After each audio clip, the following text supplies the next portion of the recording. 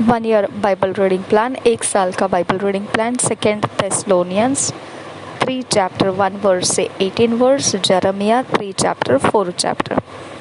1 साल का Bible reading plan, 2 थिस्सलुनीकियों की पत्री 3 अध्याय 1 वचन से 18 वचन, यिर्मयाह की भविष्यवाणी 3 अध्याय 4 अध्याय। हम पढ़ेंगे इंग्लिश में किंग्स जेम्स वर्जन में से, हिंदी में पढ़ेंगे BSI बाइबल में से। 2 थेस्सलोनियंस 3 चैप्टर 1 वर्स से 18 वर्स। पिता, हम धन्यवाद करते हैं पवित्र आत्मा, हम धन्यवाद करते हैं आपको कि ये वचनों के अंदर से हमारी मजबूती बन रही है और हम परमेश्वर को कभी नहीं त्यागेंगे और हम मन फिराव करते हुए परमेश्वर की उन्नति के रास्ते पकड़ते हुए हम आगे बढ़ते जा रहे हैं। ऐसे महान उत्तम दर्जे का जीवन तूने हमारे अंदर, तूने अपने प्यार के खातिर लाया, इसके लिए तेरा धन्यवाद करते हैं। ऐसे लोग तूने हमारे लिए हमारे इर्द गिर्द में लेकर आया जो हमारे लिए प्रार्थना किए और हमको ऐसे उन्नति के रास्तों को, पिता, ऊंचा होने के रास्ते को पकड़ने का और तेरे उद्धार का दर्शन हम देख पाने का, तेरे उद्धार में प्रवेश करने का उन्होंने मेहनत लगाया, तुझसे मांग लिया हमको और हम तेरे राज्य में दिखाई देने लगे और उन्नति के साथ हम आगे बढ़ने लगे। पिता, ऐसे लोगों के लिए हम धन्यवाद करते हैं जिनके बोलने से तूने उनकी प्रार्थना सुनी और हमारा जीवन बदलने में तूने अपने आत्मिक सब कुछ, पिता, अरेंजमेंट किया और हमारा जीवन परिवर्तन में दिखाई देने वाला मिरेकल किया, चमत्कार किया। इस बात के लिए हम तेरा धन्यवाद करते हैं। पवित्र आत्मा, अब आपके अलावा आगे और बढ़ना कुछ भी काम नहीं है खुदा। तू ही है जो हमारी ज़रूरत है वचन सिखाने के लिए, समझने के लिए और उन्नति होने के लिए। हमारी सहायता करो पवित्र आत्मा, वचनों के भेद हम पर रिलीज़ करो, हमारी समझ खोलो, हमारा मन व्यर्थ बातों में से अलग कर लो और पवित्रता धारण किए हुए शुद्ध बातों में जड़ दो। नासरी यीशु के नाम में मांगते हैं, सुन और कबूल कर पिता। आमीन, आमीन, आमीन।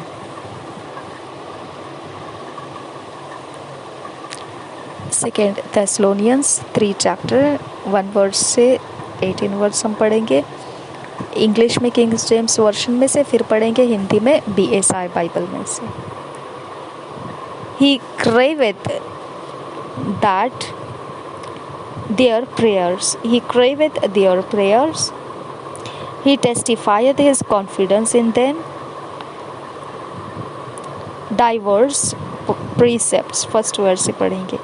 Finally, brethren, pray for us that the word of the Lord may have free course and be glorified even as it is with you, and that we may be delivered from unreasonable and wicked men, for all men have not faith, but the Lord is faithful, who shall establish you and keep you from evil. And we have confidence in the Lord touching you, that ye both do and will do the things which we command you. And the Lord direct your hearts into the love of God and into the patient waiting for Christ. Now we command you, brethren, in the name of our Lord Jesus Christ, that ye withdraw yourselves from every brother that walketh disorderly and not after the tradition which he received of us. For yourselves know how ye ought to follow us, for we behaved not ourselves disorderly among you, neither did we eat any man's bread for naught, but raft with labor and travel night and day, that we might not be chargeable to any of you, not because we have not power, but to make ourselves an ensample unto you to follow us. For even when we were with you, this we commanded you, that if any would not work, neither should he eat. For we hear that there are some which walk among you disorderly, working not at all, but are busybodies. Now them that are such we command and exhort by our Lord Jesus Christ, that with quietness they work and eat their own bread. But ye, brethren, be not weary in well doing. And if any man obey not our word by this epistle, note that man, and have no company with him, that he may be ashamed. Yet count him not as an enemy, but admonish him as a brother. Now the Lord of peace himself give you peace always. By all means, the Lord be with you all. The salutation of Paul with mine own hand, which is the token in every epistle. So I write, the grace of our Lord Jesus Christ be with you all. Amen. The second epistle of the Thessalonians was written from Athens. हम इसी वचन को हिंदी में पढ़ेंगे BSI Bible में से दूसरे थिस्सलुनीकियों की पत्री, उसका 3 अध्याय 1 वचन से 18 वचन तक हम पढ़ेंगे। दूसरे थिस्सलुनीकियों की पत्री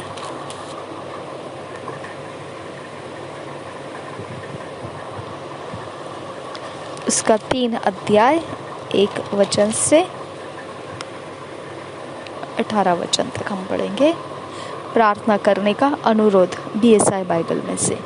अंत में हे भाइयों, हमारे लिए प्रार्थना किया करो कि प्रभु का वचन ऐसा शीघ्र फैले और महिमा पाए जैसा तुम में हुआ, और हम टेढ़े और दुष्ट मनुष्यों से बचे रहे, क्योंकि हर एक में विश्वास नहीं। हालेलुया। देखो, ये मसीहों के बारे में भी है, क्योंकि हर एक में विश्वास नहीं है। ओके, वो मसीह तो कहलाते अपने आप को, लेकिन वो अगेंस्ट जाते, अपोज करते लोगों को, मसीही लोगों को मसीही लोग ही अपोज करते हैं, उनके बारे में है। और हम टेढ़े और दुष्ट मनुष्यों से बचे रहे, क्योंकि हर एक में विश्वास नहीं। परंतु प्रभु सच्चा है, वह तुम्हें दृढ़ता से स्थिर करेगा और उस दुष्ट से सुरक्षित रखेगा। हमें प्रभु में तुम्हारे ऊपर भरोसा है कि जो जो आज्ञा हम तुम्हें देते हैं उन्हें तुम मानते हो और मानते भी रहोगे। परमेश्वर के प्रेम और मसीह के धीरज की ओर प्रभु तुम्हारे मन की अगुवाई करे। कार्य करने का उत्तरदायित्व 6 वचन से आगे। हे भाइयों, देखो, ये अगर वचन देखेंगे ना, 3 वचन, पहले वचन से लेकर 3 वचन, बहुत सारा प्रेयर पॉइंट्स है इसके अंदर। जब आप प्रार्थना करने को प्रेयर पॉइंट्स ढूंढते हैं, क्या प्रेयर करना है, तो आप ये वचनों को प्रेयर पॉइंट्स में लेते हैं और लेना है हमको। कार्य करने का उत्तरदायित्व 6 अध्याय 6 वचन से आगे। हे भाइयों, हम तुम्हें अपने प्रभु यीशु मसीह के नाम से आज्ञा देते हैं कि तुम हर एक ऐसे भाई से अलग रहो जो अनुचित चाल चलता और जो शिक्षा उसने हमसे पाई उसके अनुसार नहीं करता। ओके, तो कभी आपके साथ ऐसा अगर कोई कर रहा है कि मसीह है आप, और फिर भी आपको एकदम कोढ़ियों की तरह अलग रख रहे हैं, तो उनका ये कारण है। ओके, वो क्यों आपको ऐसे कोढ़ियों की तरह अलग छोड़ देते हैं? क्योंकि वो कहते हैं, उनका मानना ये है कि आप अनुचित चाल चल रहे हैं और जो शिक्षा उनके पास है उसके अनुसार आप नहीं कर रहे हैं। ओके, तो जब आपको बॉयकॉट कर दिया जाता है मसीही जीवन के लोगों के द्वारा, चर्च में से आपको हटा दिया जाता है, या फिर लोग आपसे आंखें चुरा कर भागने लगते हैं और आपके साथ संगति रखना नहीं चाहते हैं, आपको बता देते हैं कि नहीं, हम आपके साथ संगति नहीं रखना चाहते, आप अकेले पड़े रहो। ओके, एक कोढ़ियों की तरह आपको छोड़ दिया जाता है। तो उनके पीछे रीज़न क्या रहता है? उनका ये मानना है कि आप अनुचित चाल चल रहे हैं और जो शिक्षा उनके पास है उसके साथ हम एक मन नहीं हो रहे हैं। ठीक है, तो अगर आपको ऐसा कोई कर रहा है तो आप छोड़ दीजिए, कोई बात नहीं, आप उनके संगति में मत रहिए। लेकिन इसका मतलब प्रभु ने आपको छोड़ दिया है, ऐसा बिल्कुल नहीं है। ओके, तो हमारे अंदर परमेश्वर ने बहुत बड़ा मैदान रखा है। एक दरवाज़ा बंद है तो दूसरा दरवाज़ा खुल जाता है। इनको ज़रूरत नहीं है, उनको ज़रूरत है, उनको ज़रूरत नहीं है, वो दूसरे लोगों को ज़रूरत है, दूसरों को नहीं है, और भी कुछ लोग पड़े हैं दुनिया के अंदर, उनको ज़रूरत है। ओके, जो भूखा होता है उसके लिए परमेश्वर ने हमको रखा है, जो बीमार है उसके लिए रखा है, जो ऑलरेडी खुद को बहुत ही शाना समझते, बहुत ही अच्छा समझते, बहुत ही एकदम टकाटक समझते और हम लोगों को कोड़ियों की तरफ बाजू में कर देते हैं, तो फिर कोई बात नहीं, उनको हमारी ज़रूरत नहीं है, दैट्स ऑल, है ना। तो उनके पेट भरे हुए हैं, उनकी ज़रूरत कुछ और है जो हम उनको नहीं दे पा रहे हैं। ओके, तो वो हमसे अलग रहना पसंद करते, कोई बात नहीं है। तो हमारे पास जो टैलेंट है, जो स्किल है, जो परमेश्वर के काम करने की हुनर है, उसको दबोच कर अलग नहीं कर देना है, हमको उसको उठा लेना है और हम जाके बो देना है जिसको उसकी ज़रूरत है। हालेलुया। जो बीमार नहीं है उसको वैद्य की ज़रूरत नहीं है, इसके लिए वो आपको बहुत ज़्यादा जुल्म के साथ चलाता है। ओके, जिसको वैद्य की ज़रूरत नहीं है वो आपको तुच्छ जानेगा, वो आपका अपमान करेगा, वो आपको लताड़ेगा, कुचलेगा, और कुछ नहीं है उसके पास आपको देने के लिए, क्योंकि उसको आपकी ज़रूरत नहीं है। कोई बात नहीं है, आप निकलो वहाँ से, बाहर निकलो, चले जाओ जहाँ पर आप हुनर आपके दे सकते हो, जिसको ज़रूरत है आपकी उसके अंदर बो दो अपने आप को। ओके, और बस वहाँ से फिर जाकर देखिए परमेश्वर का वचन आपके अंदर से जो काम कर दिया। अगर फिर बाद में आपको लगेगा कि आपको स्वीकारा जा रहा है पहली जगह में, तो चले आइए। नहीं, फिर भी नहीं स्वीकारा जा रहा है, उल्टा आपको और निंदा कर दिया जा रहा है, तो याद रखिए वो आपको अनुचित देख रहे, तो उनकी गलती है ये। ओके, अनुचित अगर वो फिर भी आपको देखे जाएंगे तो वो आपको शैतान के हाथों में सौंपने के लिए छोड़ रहे हैं। ओके, तो आप या तो शैतान के हाथों में सौंपे जाए ऐसा उनका मानना है, या फिर उनकी लताड़े जाने को सहन करते रहो, ये उनका मानना है। ओके, तो आप दोनों में से एक कुछ करना है, या तो आप शैतान के हाथों में चले जाओ या फिर आप उनकी सहते रहो। ओके, आप दोनों भी नहीं करना है, ना ही उनके सहने की ज़रूरत है, ना ही आपके अंदर से ये विश्वास करना है कि आप शैतान के हाथों में चले जाएंगे, बिल्कुल नहीं, क्योंकि प्रभु यीशु मसीह ने आपको नहीं छोड़ा है। आमीन। वैद्य की ज़रूरत सिर्फ बीमारों के लिए है। ओके, आपको मसला जाए, कुचला जाए, तोड़ा जाए, रौंदा जाए, और फिर आपको कहा जाए कि हाँ, आपके अंदर का घमंड तोड़ने के लिए हम कर रहे थे, आपको किसने अधिकार दिया ये काम करने का? हालेलुया। तो आपने कौन सी आंखों से देखा कि हम में घमंड है? ओके, आपके पास मसीह की आंखें नहीं है, इसके लिए वचन क्या कहता है? पहले अपने आंखों का लट्ठा निकाल, तब जाके दूसरे की आंखें साफ कर। ओके, हमेशा याद रखो, जब आपको मसीह लोग बुरे बर्ताव से इस्तेमाल करते हैं तो आप ध्यान रखिए, उनका कहना इतना ही है, आप अनुचित है। ओके, जो आपको सिखाया गया है उसके अनुसार आप नहीं कर रहे। और दूसरी बात क्या है कि आप या तो हमारा लताड़ना सह लो या शैतान के हाथों में गिर जाओ, आप दोनों भी नहीं करना है। ना ही उनके लताड़ने को सहना है और ना ही आप शैतान के हाथों में गिरना है।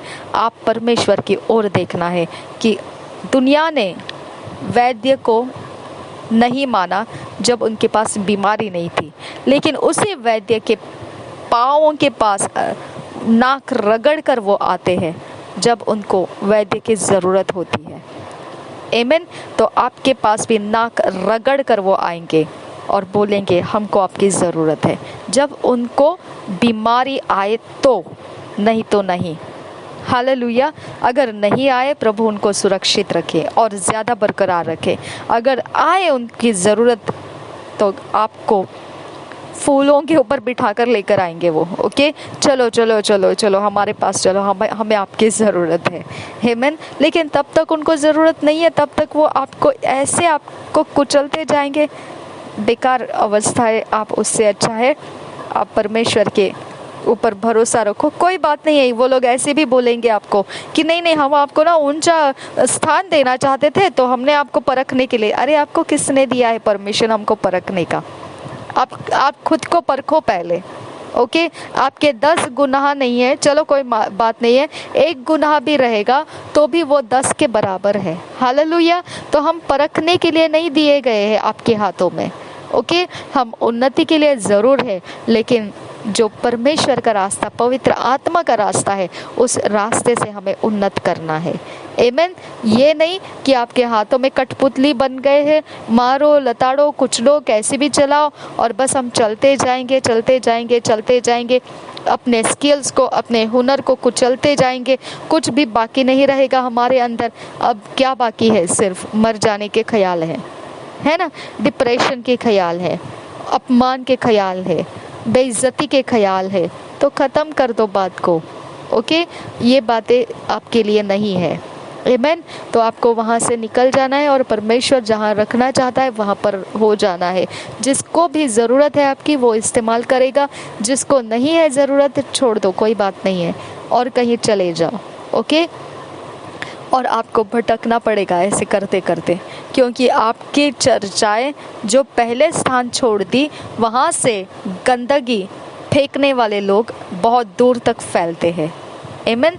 आप जिधर जाएंगे उधर आपके चर्चा की बदनामी की जाएगी। ओके, आप जहाँ जाएंगे वहाँ पर आपको बेइज्जत करने के लिए मन कड़वे कर दिए जाएंगे। ओके, तो ये भूल जाइए कि दूसरी जगह में भी आपको शांति रहेगी, नहीं रहेगी, भटकना पड़ेगा आपको, लेकिन क्या करेंगे आप? ओके, आप किसी के हाथों के खिलौना नहीं है, आप परमेश्वर की रचना है। आमीन। अगर परमेश्वर की रचना को वो चलाना नहीं समझ रहे हैं तो छोड़ो बात को, आप निकलो और परमेश्वर की रचना जो है उसमें अपना आत्मविश्वास बनाए रखो। हालेलुया। ऐसा पौधा बनो जिसको कोई पानी डाले ना डाले फिर भी हरियाली से बना रहेगा। आमीन। और प्रभु आपको कभी नहीं छोड़ेगा, वो आपको त्यागेगा नहीं। अगर परमेश्वर त्याग दे तो कोई बात कह सकता है कि अब यहाँ से कहीं नहीं जाना, लेकिन परमेश्वर आपको कभी नहीं त्यागेगा, वो आपको संभालेगा और संभाल कर आगे लेकर जाएगा। हो सकता है आप उतनी ऊंचाई तक नहीं जाएंगे जितना कोई आपको रौंद के, लताड़ के, कुचल के आपको ऊंचाई में लेकर जाना चाहता है। हो सकता है उतनी ऊंचाई तक आप नहीं जाएंगे।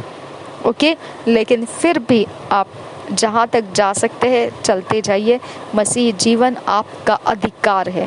ओके, आपके अंदर परमेश्वर है, आप परमेश्वर के संतान हो, आप कभी लताड़े और कुचले नहीं जाएंगे। परमेश्वर के संगति में आप परमेश्वर के हुनर और आपके अंदर की सारी काबिलियत उंडेल दो परमेश्वर के राज्य में। जिसको ज़रूरत है वहाँ पर उंडेल दो। आप परवाह मत कीजिए बदनामियों का। ओके, परवाह मत कीजिए कि ये कीचड़ जो जिस जगह से आप छोड़कर चले जा रहे वहाँ से कीचड़ निकाल निकाल के आपके ऊपर धब्बे बनाकर फेंके गए हैं, छोड़ दो, वो धब्बों के साथ जीना शुरू करो, कोई बात नहीं है। ओके, धब्बे लगाने वाले ये नहीं जानते हैं कि एक रास्ता उनके लिए भी पड़ा हुआ है, जो करेंगे वो भरेंगे। हालेलुया। तो इसके लिए आपको ध्यान रखना है कि अगर आप जायज़ रीति से मसीह जीवन जीना चाहते हैं तो आपको परमेश्वर इम्पोर्टेंट लगना चाहिए, ना कि इंसान। आपकी उन्नति परमेश्वर से आती है, ना कि इंसान से आती है। आमीन। आगे पढ़ेंगे 6 वचन से आगे। हे भाइयों, हम तुम्हें अपने प्रभु यीशु मसीह के नाम से आज्ञा देते हैं कि तुम हर एक ऐसे भाई से अलग रहो जो अनुचित चाल चलता और जो शिक्षा उसने हमसे पाई उसके अनुसार नहीं करता, क्योंकि तुम आप जानते हो कि किस रीति से हमारी सी चाल चलनी चाहिए।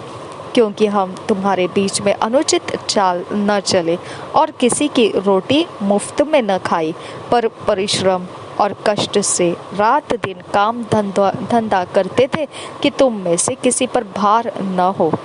यह नहीं कि हमें अधिकार नहीं, पर इसलिए कि अपने आप को तुम्हारे लिए आदर्श ठहराए कि तुम हमारी सी चाल चलो। क्योंकि जब हम तुम्हारे यहाँ थे तब भी यह आज्ञा तुम्हें देते थे कि यदि कोई काम करना न चाहे तो खाने भी न पाए। हम सुनते हैं कि कुछ लोग तुम्हारे बीच में अनुचित चाल चलते हैं और कुछ काम नहीं करते, पर दूसरों के काम में हाथ डाला करते हैं। ऐसों को हम प्रभु यीशु मसीह में आज्ञा देते और समझाते हैं कि चुपचाप काम करके अपनी ही रोटी खाया करे। तुम हे भाइयों, भलाई करने में साहस न छोड़ो। यदि कोई हमारी इस पत्री की बात को न माने तो उस पर दृष्टि रखो और उसकी संगति न करो, जिससे वह लज्जित हो। हालेलुया। तो आपका संगति को बुरा असर क्यों दे रहे हैं कोई मसीही लोग? क्योंकि यहाँ पे ओपनली लिखा है, उनके मर्जी से वो ऐसा कर रहे हैं। ओके, क्योंकि आप जो पत्रियों में लिखा है, उस पत्रियों का लिखने वाला कह रहा है कि जैसा मैंने लिखा है वैसा अगर वो लोग नहीं कर रहे तो आप उनकी संगति मत करो और उसके ऊपर नज़र रखो। ओके, और उसको लज्जित होने दीजिए, जिससे वह लज्जित हो। तो मनोकामना है आपके बारे में, जब आपको पुलपिट पर से सारे सबके सामने आपको लताड़ा जाता है, कुचला जाता है, दुनिया भर के लोग आपको देख रहे और आपकी अवस्था को बेइज्जत किया जा रहा है, निश्चित है उस पुलपिट का अधिकार रखने वाला जो इंसान है वो अपने मालिक बन बैठा है आपको अपमानित करने के लिए। ओके, वो फ्रीडम महसूस कर रहा है, वो आज़ादी महसूस कर रहा है कि वो अपमानित करे आपको बेइज्जत करे, आपको लज्जित फील कराए। वो ठीक है, लेकिन आपको क्या समझ आनी चाहिए इसमें से? आपको ये समझ आनी चाहिए आप अनुचित व्यवहार कर रहे, ऐसा उसका कहना है। ओके, जो उसको पता है आप वैसे नहीं कर रहे हैं। हालेलुया। जो उसको पता है उस तरह का जीवन वो आप में नहीं देख रहे हैं। ओके, वो आपको कह रहे या तो आप मेरी सहते रहो या फिर शैतान के हाथों में गिर जाओ। अगर आप वहाँ से छोड़कर चले जाते हैं तो कीचड़ उछाल कर आपके ऊपर धब्बे फेंके जाएंगे कि देखा ये हमको छोड़ के गया, देखा इसकी ऐसी बेइज्जती हो गई, देखा उसका ऐसा सत्यानाश हो गया, देखा धब्बों के ऊपर धब्बे लगेंगे आपके ऊपर और वही पड़े रहेंगे। तो उनका डिक्लेरेशन है ये आपके ऊपर। क्या डिक्लेरेशन है? आप अनुचित चाल चल रहे हैं, आप हमारे योग्यता के नहीं हैं, आप बिल्कुल लाज शर्म आपको फील करा रहे हैं वो। ओके, अब ये एरिया ऑफ लाइफ में आप घुटनों के बल आ जाओ, आप मन को परमेश्वर के सामने लगा दो और न्याय कराओ अपने आप का। न्याय कर खुदा परमेश्वर मेरा। ओके, क्या है मेरे लिए? मेरा रास्ता मुझे दे, न्याय कर मेरा, तू मेरा न्याय कर। परमेश्वर कहता है मैं विधवा का न्याय कर सकता हूँ। जो विधवा अन्य जाति वकील जो न्यायाधीश था उसके पास जाती थी और बारंबार उसको सताती थी, तो वो परेशान हो गया और उसने क्या बोला, इससे पीड़ा छुड़ाने के लिए तो मेरे पास एक ही रास्ता है, इसका न्याय चुका दूँ, वो कल दोबारा आकर मुझे सताए ना। ओके, तो इस प्रकार से परमेश्वर कहता है वो तो दुनिया का इंसान सताने जाने से मुकरने की कोशिश कर रहा था, वो कह रहा था अब मैं और सताया ना जाऊँ, इसके लिए इसका न्याय कर दूँ। तो वो परमेश्वर कहता मैं तो तुम्हारा स्वर्ग का पिता हूँ, मैं तुम्हारी क्यों नहीं सुनूंगा। न्याय मांगो परमेश्वर से। ओके, न्याय मांगो। जब भी आप पुलपिट के ऊपर से लताड़े जाते, न्याय मांगो परमेश्वर से। न्याय दे मुझे खुदा परमेश्वर, ये कहाँ तक मुझे तू ऐसा करने के लिए जा रहा है, मुझे न्याय चाहिए, मुझे न्याय दे, मुझे न्याय दे। मेरा क्या कसूर है मुझे बता, मेरी कौन सी बात है जो मुझे कहाँ पर मुझे क्या होना चाहिए, मुझे न्याय दे खुदा, मुझे न्याय दे। अगर मेरा कोई कसूर नहीं है तो मुझे ऐसे अवस्था को बदल कर दे। ओके, आप न्याय मांगो परमेश्वर से। आमीन। आगे देखो क्या लिखा है, यदि कोई हमारी इस पत्री की बात को न माने तो उस पर दृष्टि रखो और उसकी संगति न करो, जिससे वह लज्जित हो। तो भी उसे बैरी मत समझो पर भाई जानकर चिताओ। अब ये वचन को सारे बिलीवर्स लेके यूज करते हैं। ओके, दूसरों को लज्जित फील कराते हैं, दूसरों को बॉयकॉट कर देते हैं, दूसरों को बेइज्जत कर देते हैं और बताते हैं कि हम बहुत मसीह है ना, हम बहुत अधिकार रखते हैं ना, तो इसके लिए हम ऐसे कर रहे हैं ताकि वो सुधर जाए। काहे का सुधर जाए? पहले अपने आंखों के लट्ठे निकालो। ओके, 10 गुनाह आपके शरीर के अंदर आप कह रहे कि नहीं है और आपको कोई न्याय नहीं करेगा। आपको ऐसे लगता है आप वहम में हैं, आप भ्रम में पड़े हैं। ओके, तो ये भ्रम से हटने का समय है अभी। आमेन। तो ये बात ध्यान रखो, बहुत सारे मसीहों ने कलीसिया में ये बात को लेके बहुत लोगों को सताया है। ओके, वो सोचते हैं कि वो ठीक है, और जो दूसरे को सताए जा रहे हैं वो सताने वालों सताए जा रहे उनके बारे में वो सोचते हैं कि वो लोग अनुचित चाल चल रहे हैं, इसके लिए हम उनको बॉयकॉट किए हैं। मेरे साथ तो अभी भी ऐसे होता है, और वो लोग मुझे इवन उनके संगति के हाय हेलो भी करने नहीं देते हैं, उनके मेंबर्स को भी वो मेरे साथ कनेक्ट होने नहीं देते हैं। ओके, अगर मैं उनको याद भी करूं तो भी वो मुंह फेर के चले जाने के लिए बोलते हैं उनको, नहीं नहीं नहीं उससे बात मत करो, नहीं वहाँ नहीं जाना, नहीं उसके साथ संगति मत रखो, उनके घर में कुछ नहीं लेना है देना है, कुछ नहीं करना है, निकल जाओ वहाँ से। ओके ओके, कोई बात नहीं है, आप बहुत पवित्र और धन्य लोग हैं। ओके, तो वैसे ही चलो, कोई बात नहीं है, चलेगा। और फिर बाद में मैंने जहाँ से रास्ते छोड़ दिए उनके, वो रास्ते से मेरे ऊपर धब्बे भी लगाए गए, उन धब्बों के साथ मैं चल रही हूँ, नो प्रॉब्लम। ओके, क्योंकि हमारे पास रास्ता नहीं है, परमेश्वर न्याय करेगा हमारा। ओके, परमेश्वर हमारा न्याय करने वाला परमेश्वर है, वो हमारा न्याय करने के लिए योग्य परमेश्वर है। हम उसके ऊपर अपने न्याय की आशा रख देते हैं और हम अपने काम करने के लिए और कहीं चले जाते हैं। हालेलुया। लेकिन वो धब्बे लगे हुए हमारे रास्ते बिगाड़ते ही रहते हैं। ओके, वो धब्बों के कारण लोग बारंबार हमको चोट पहुंचाते हैं। हालेलुया। लेकिन परमेश्वर हमारा न्याय चुकाता है, चुकाता रहेगा और न्याय करता रहेगा हमारे लिए। आमीन। अंतिम नमस्कार 16 वचन से आगे, अब प्रभु जो शांति का सोता है और आप ही तुम्हें सदा और हर प्रकार से शांति दे, प्रभु तुम सबके साथ रहे। आमीन। मैं पौलुस अपने हाथ से नमस्कार लिखता हूँ, हर पत्री में मेरा यही चिन्ह है, मैं इसी प्रकार से लिखता हूँ। हमारे प्रभु यीशु मसीह का अनुग्रह तुम सब पर होता रहे। और एक बार पढ़ेंगे, अब प्रभु जो शांति का सोता है आप ही तुम्हें सदा और हर प्रकार से शांति दे, प्रभु तुम सबके साथ रहे। आमीन। ये डायलॉग आपने सीख लेना है, आपकी सभ्यता के जीवन का ये एक डिसिप्लिन, ये एक रिवाज बना लेना है, इस प्रकार के शब्द बोलना। ओके, अब प्रभु जो शांति का सोता है आप ही तुम्हें सदा और हर प्रकार से शांति दे, प्रभु तुम सबके साथ रहे। मैं पौलुस अपने हाथ से नमस्कार लिखता हूँ, हर पत्री में मेरा यही चिन्ह है, मैं इसी प्रकार से लिखता हूँ। हमारे प्रभु यीशु मसीह का अनुग्रह तुम सब पर होता रहे। Thank you Jesus. प्रभु यीशु के नाम में पवित्र आत्मा आपने हमें फिट एंड फिक्स किया, इसके लिए धन्यवाद करते हैं। आपने हमारे जीवन में परमेश्वर के ईश्वरीय रचना को लाया, इसके लिए धन्यवाद करते हैं। डिवाइन ऑर्डरलीनेस में हमको लाया, इसीलिए धन्यवाद करते हैं। प्रभु यीशु के नाम में आमीन, आमीन, आमीन।